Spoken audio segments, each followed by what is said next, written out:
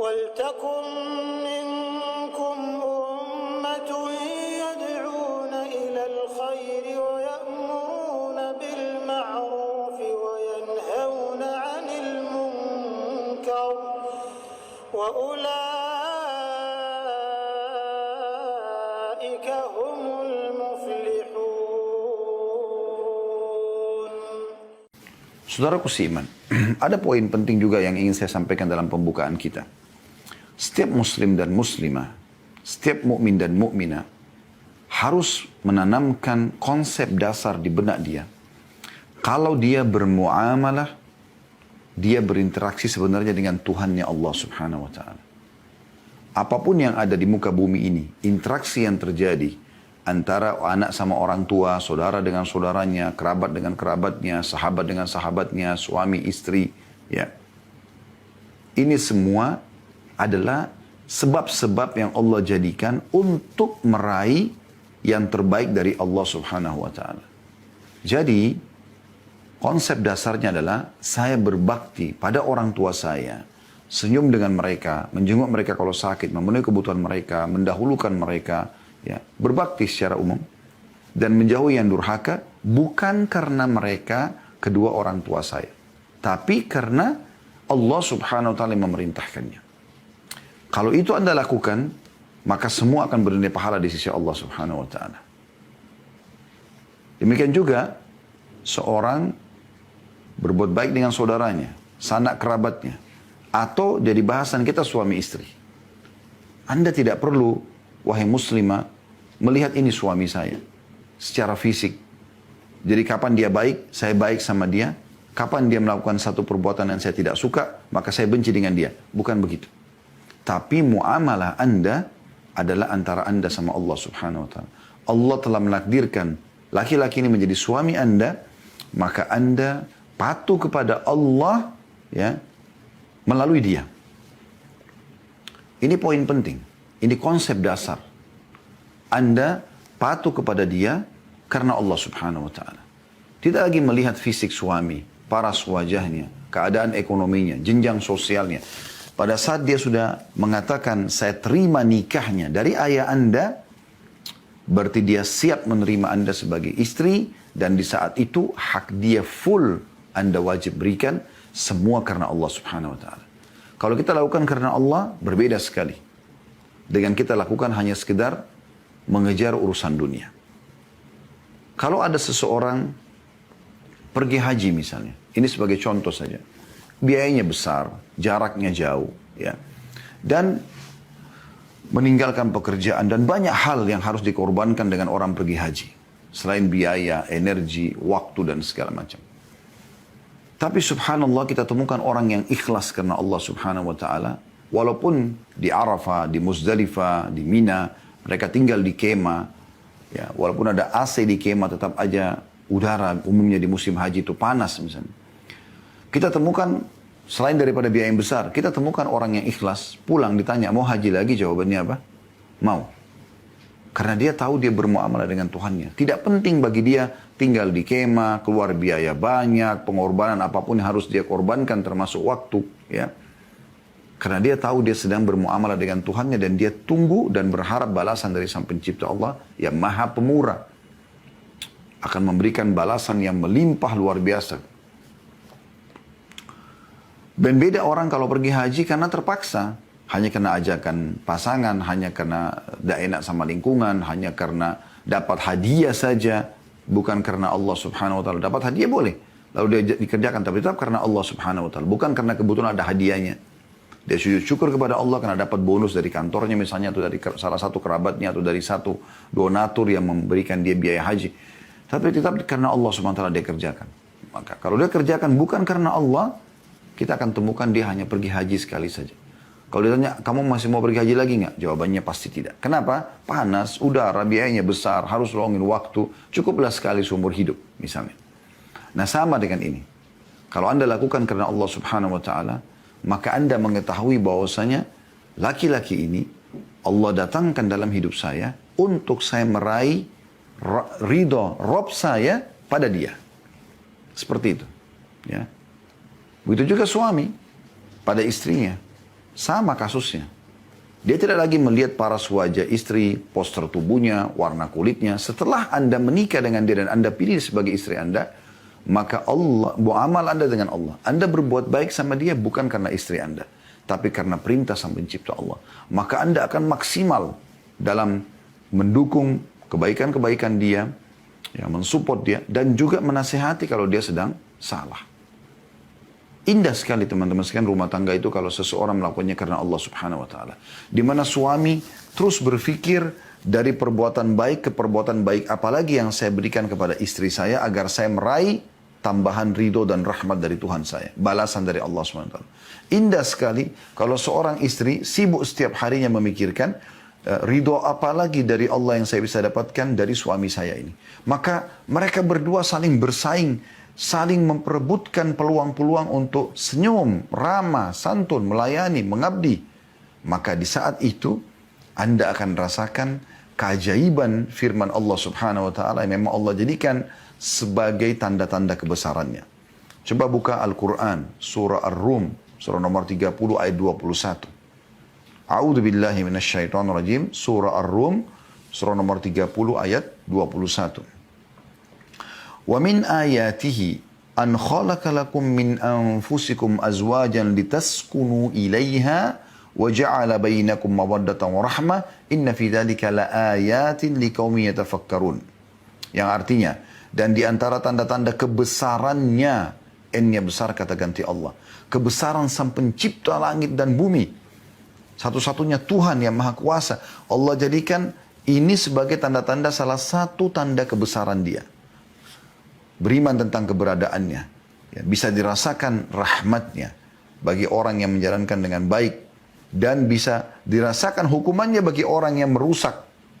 Di mana itu? Ialah, kata Allah, dia menciptakan pasangan-pasangan untukmu dari jenismu sendiri. Pernikahan menjadi suami istri. Dan agar kamu cenderung dan merasa tentram kepadanya. Ini kan targetnya. Mawaddah warahmah. Cenderung dan tentram. Bahagia. Ya. Dan dia menjadikan di antaramu rasa kasih dan sayang. Kalau sudah ada kecenderungan dan rasa tentram, muncul rasa kasih dan sayang. Sungguh pada demikian itu benar-benar terdapat tanda-tanda kebesaran Allah bagi kaum yang mau berfikir. Anda bisa bayangkan bagaimana Allah Subhanahu wa ta'ala menjadikan rumah tangga itu, kehidupan suami istri sebagai tanda-tanda kebesarannya. Dan Allah perintahkan kita agar cenderung dan merasa tentram. Baik, kita coba rincikan. Bagaimana caranya supaya saya cenderung? Agama sudah ajarkan. Pilihlah pasangan hidupmu atau lihatlah sesuatu dari pasangan hidupmu yang membuatmu tertarik. Kita boleh melihat dan memilih paras wajah yang kita suka. Ya, postur tubuh yang kita suka dari awal, secara fisik. Memang kita dianjurkan memilih itu. Nabi SAW menyuruh kita melihat. Maka ada istilah nazar syar'i. Melihat secara syar'i. Seorang laki-laki datang ke rumah seorang calon mempelai wanita dan ditemani oleh mahramnya atau ayah walinya atau saudaranya. Kemudian dia boleh duduk ngobrol. Melihat, yang boleh dilihat adalah wajah dan telapak tangan. Wajah adalah simbol setengah badan dan telapak tangan simbol juga terhadap setengah tubuh yang tersisa. Jadi orang sudah bisa melihat, oh paras wajah, karena kita selalu interaksi melihat wajah, gitu kan. Begitu juga dengan postur tubuhnya, gitu kan, gemuk kurusnya dilihat dari telapak tangannya kan. Orang bisa tahu, oh iya, seperti inilah. Kalau dia sudah rasa cocok, selebihnya dia tinggal istikharah kepada Allah Subhanahu wa taala, minta petunjuk, lalu kemudian dia melangkah. Dan tidak ada istilah pacaran sebelum menikah, tapi pacaran setelah menikah iya. Ya, karena pacaran sebelum menikah hukumnya haram sama dengan zina. Tapi pacaran setelah menikah adalah hal yang dianjurkan. Ya. Bahkan kata Nabi SAW, di kemaluan kalian ada sedekah yang besar. Ada pahala yang melimpah. Maka para sahabat heran mengatakan, ya Rasulullah, apakah kami menggauli istri kami? Kami dapat kenikmatan. Kami lagi dapat pahala? Ini luar biasa ini. Kenikmatannya sudah cukup, lagi dapat pahala. Kata Nabi SAW, bagaimana kalau kalian letakkan pada yang haram, berzina? Dapat dosa enggak? Maka para sahabat terdiam. Sudah tahu jawabannya, tentu saja dosa. Maka kata Nabi SAW, demikianlah kalau diletakkan pada yang haram. Demikian kalau diletakkan pada yang halal. Maksudnya kalau letakkan pada yang halal suami istri, maka berpahala. Seperti besarnya kadar dosa orang kalau zina, maka berhubungan biologis yang halal, pahalanya sebesar dosa zina itu tapi pahala. Itu kan luar biasa gitu. Ya. Nah, supaya cenderung teman-teman kita melihat, kita memilih dari keluarga yang baik, jadi kita ada kecenderungan. Kemudian ada perasaan tentram, muncul pasti. Kalau kita sudah cenderung, kita tentram. Ya. Melihat fisiknya cukup, cocok buat kita. Kemudian kita boleh juga bertanya tentang visi misinya. Si laki-laki pada saat nadar syar'i menanyakan tentang visi misi kalau jadi istri nanti seperti apa. Ya, bagaimana melayani suami, bagaimana kalau suami lagi kurang mood, lagi sakit. Bagaimana visi misinya tentang kalau punya anak dan seterusnya. Gitu kan? Kemudian juga si istri boleh menanyakan, calon istri menanyakan bagaimana visi misinya si suami. Mendengarkan suaranya, mendengarkan bagaimana visi misinya gitu kan. Bagaimana kalau istri lagi kurang mood, bagaimana kalau istri lagi sakit, bagaimana kalau istri lagi butuh, bagaimana kalau ada anak-anak, bagaimana perhatian dia terhadap anak-anak, dia pengen anak berapa orang dan seterusnya. Ini semua ditanyakan. Kalau sudah ada, tentu cenderung dan ketentraman akan ada. Kan begitu. Setelah itu menikah, maka Allah mengatakan, dan dia menjadikan setelah kalian menikah ada rasa kasih dan sayang. Ya. Ini akan muncul kalau seseorang, tadi saya bilang, konsep dasarnya lakukan karena Allah, bukan karena yang lainnya.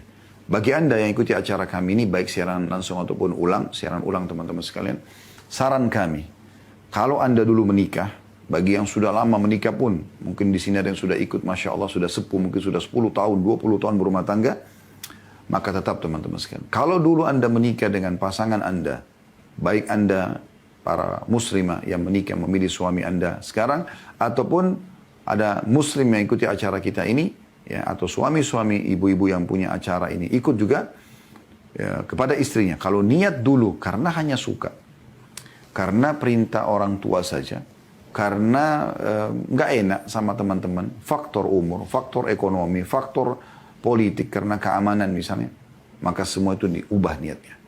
Detik ini, di saat ini, ubah niatnya menikah karena Allah Subhanahu wa Ta'ala. Kenapa? Karena rumah tangga itu, menurut bahasa kami ya, hemat kami sederhana supaya mudah difahami, rumah tangga itu adalah bahtera pahala yang paling besar. Begini memahaminya. Anda tentu tidak asing dengan puasa Ramadan, ya. Dari mulai sahur, kalau Anda sudah niat puasa, ya, sampai menjelang buka puasa, sepanjang waktu itu, tergantung ada yang 12 jam, ada yang 11 jam, ada yang 15 jam, tergantung cuaca dan wilayah masing-masing. Tapi selama waktu itu, kurang lebih setengah hari, ya, dari 24 jam itu, Anda berada di bahtera pahala puasa. Jadi misalnya Anda jam 11 siang lagi duduk, ngobrol sama kerabat, ada yang bertamu. Anda tetap ada di atas pahala puasa. Anda lagi tidur di siang hari Ramadan, istirahat, Anda tetap berada di bahtera pahala puasa. Karena Anda sedang menjalani puasa. Jadi detik-detik Anda semuanya berpahala. Ini rasionalnya. Nah, dalam rumah tangga dari mulai akad nikah sampai Anda meninggal nanti, semuanya detik-detik pahala. Selama diniatkan karena Allah Subhanahu wa Ta'ala. Ini yang paling penting. Ya. Makanya dalam sebuah hadis kata Nabi SAW riwayat Abu Daud, Inna Allah la yakbalu amalan illa ma kana khalisan liwajhi. Allah tidak pernah menerima amalan dan dicatat pahala kecuali yang ikhlas karenanya. Karena Allah Subhanahu wa Ta'ala. Ini poin penting. Dan rasa kasih dan sayang ini akan Allah berikan kepada orang-orang yang menikah karenanya. Jadi kalau Anda mengatakan, Ustaz, saya sudah 5 tahun menikah, 10 tahun menikah, saya nggak rasakan rasa kasih dan sayang itu, yang ada selalu ribut, perbaiki niat Anda. Kalau Anda niat karena Allah SWT tidak mungkin. Allah sudah janjikan di sini. Dan Allah jadikan sebagai tanda-tanda kebesarannya. Gak mungkin tidak. Ya. Ini poin penting yang harus digarisbawahi dari tadabbur ayat surah Ar-Rum. Surah nomor 30 ayat 21 tadi.